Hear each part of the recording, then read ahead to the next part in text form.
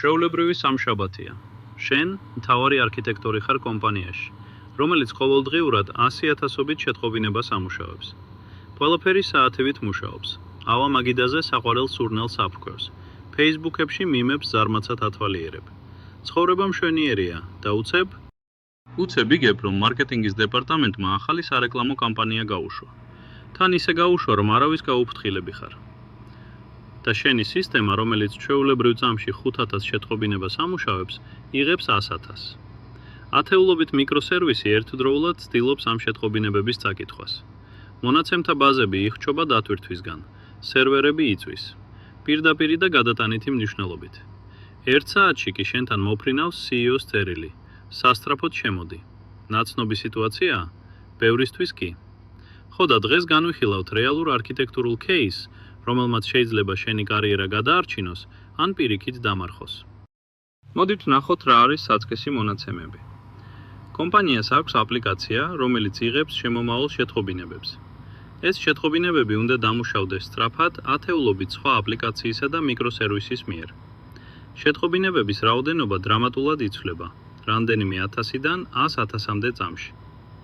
ამოცანა: საჭიროა სისტემის კომპონენტების ერთმანეთისგან განცალკევება და მასშტაბირებადობის უზრუნველყოფა. ისმის შეკითხვა: რომელი გადაწყვეტილებაა საუკეთესო? თავში გიტრიალებს 4 ვარიანტი, როგორც 4 კარი. 1-ის მიღმა შვებაა და დაწინაურება. დანარჩენების მიღმა კარიერული ჩაქვესკნელება. ვარიანტი A. შეტყობინებების შენახვა Amazon Kinesis Data Analytics-ში. ყველა აპლიკაცია იქიდან წაიკითხავს და დაამუშავებს შეტყობინებებს. ვარიანტი B. აპლიკაციის გაშვება Amazon EC2 ინსტანსებზე Auto-Scaling Group-ში, რომელიც CPU მეტრიკების მიხედვით განახორციელებს დინამიურ მასშტაბირებას. ვარიანტი C. შეტყობინებების ჩაწერა Amazon Kinesis Data Stream-ში, ერთი შარდით. ყველა აპლიკაცია კითხულობს ნაკადიდან და ამუშავებს შეტყობინებებს. ვარიანტი D. შეტყობინებების გამოქვეყნება Amazon SNS Topic-ში, ერთი ან რამდენიმე Amazon SQS რიგის გამოწერით. ყველა აპლიკაცია ამუშავებს შეტყობინებებს თავისი რიგიდან. აბა რას ფიქრობ, რომელი კარი გადაგარჩენს? A, B, C თუ D? დაიმახსოვრე, წამში 100,000 შეტყობინება, ათეულობით მომხმარებელი. საჭიროა კომპონენტების განცალკევება და მასშტაბირებადობა.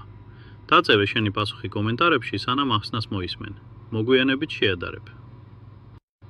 გაქვს 15 წამი.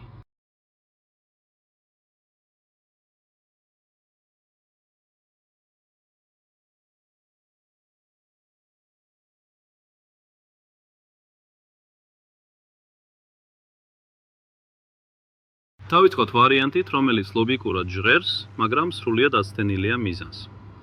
ვარიანტი B. EC2 ინსტანსების მასშტაბირება CPU მეტრიკების მიხედვით. ერთი შეხებით კარგი ვარიანტის ჩანს, მეტი დატვირთვა, მეტი სერვერი, სრული კლასიკა.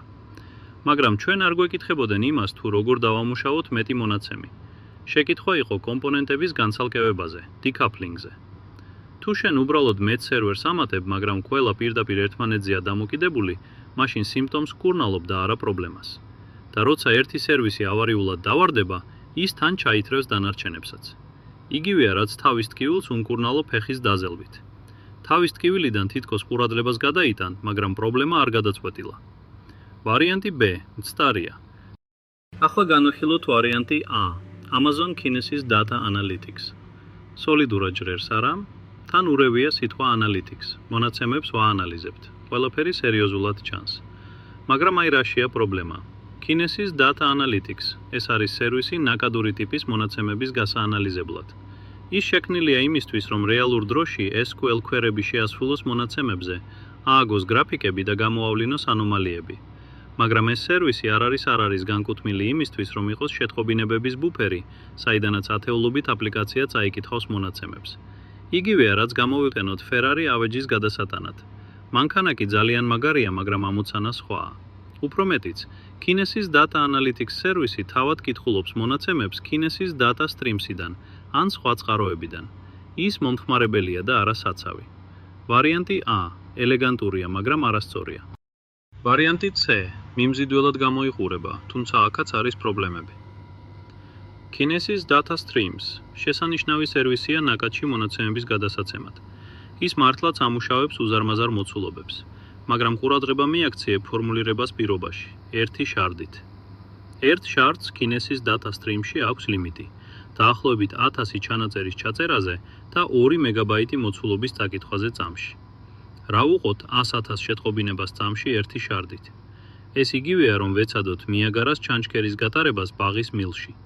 მაგრამ თუნდაც მეტი შარდი ყოფილიყო, ამ ვარიანტში კიდევ სხვა პრობლემაცაა. როცა რამდენიმე მომხმარებელი კითხულობს ერთი Kinesis ნაკადიდან, ისინი ერთმანეთს ეკონკურენტებიან გამტარუნარიანობაზე. თითოეული შარდი იძლევა მხოლოდ 2 მეგაბაიტს წამში ყველა მკითხველისთვის, კონსიუმერისთვის.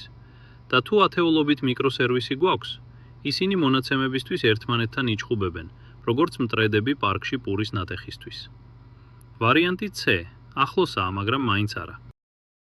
გამოდის, რომ ვარიანტი D სწორი არჩევანია.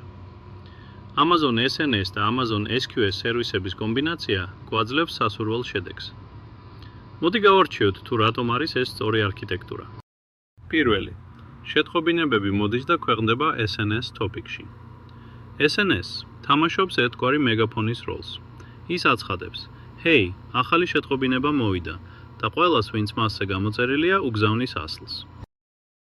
მეორე, ამ ტოპიკს გამოწერილი აქვს რამდენიმე SQS რიგი. თითოეულ მიკროსერვისს ან აპლიკაციას აქვს თავისი რიგი. ეს ნიშნავს იმას, რომ სისტემა სრულად განცალკევებულია. თუ ერთი მიკროსერვისი ანელებს ან ავარიულად ეცემა, დანარჩენები ჩვეულებრივ აგრძელებენ მუშაობას. შეტყობინებები მოთმინებით ელოდებიან რიგში დამუშავებას. არანაირი პანიკა, არანაირი დომინოს ეფექტი. მესამე, SNS სერვისი ამუშავებს პრაქტიკულად შეუზღუდავი რაოდენობის შეტყობინებებს, რაც უზრუნველყოფს მასშტაბირებადობას. იგივე ეხება SQS-საც. მოვიდა 100.000 შეტყობინება წამში, არანაირი პრობლემა. მოვიდა მილიონი, მასაც გაუმკლავდება. მეოთხე, თითოეული აპლიკაცია ამუშავებს თავისი რიგიდან შეტყობინებებს თავისივე ტემპით. სწრაფი სერვისი ამუშავებს სწრაფად, ნელი არ ჩქარობს და არავინ არავის არ უშლის ხელს. ამას ეწოდება fan out პატერნი. ერთი შეტყობინება, ბევრი მიმღები. თითოეული იღებს თავის ასლს. ასე რომ დაიმახსოვრე ეს კომბინაცია, SNS-ი და SQS-ი. როცა შენ გჭირდება კომპონენტების განცალკევება, შეტყობინებების მიწოდება ბევრ მომხმარებლამდე, კოსმოსური დონის მასშტაბირებადობის უზრუნველყოფა. მაშინ შენი არჩევანია ფორმულა SNS plus SQS-ი. ახლა კი პატიოსნად თქვი, რომელი ვარიანტი აირჩიე ახსნამდე. დაწერე კომენტარებში. თუ D, გამოიცანი ყოჩახ. თუ არა, არა უშავს. ახლა უფრო მეტი იცი ვიდრე ამ ვიდეომდე. გამოიწერე არხი თუ გინდა გაეცნო ასეთ кейსებს რეგულარულად. და დაიმახსოვრე, კარგი არქიტექტურა არ ნიშნავს ისეთს, როცა ყველაფერი მუშაობს. არამედ კარგი არქიტექტურა ისეთი არქიტექტურაა, რომელშიც ყველაფერი მუშაობს, მიუხედავად იმისა, რადაც ავარიულად დაეცემა თუ არა. შეხვედრამდე შემდეგ ვიდეოში.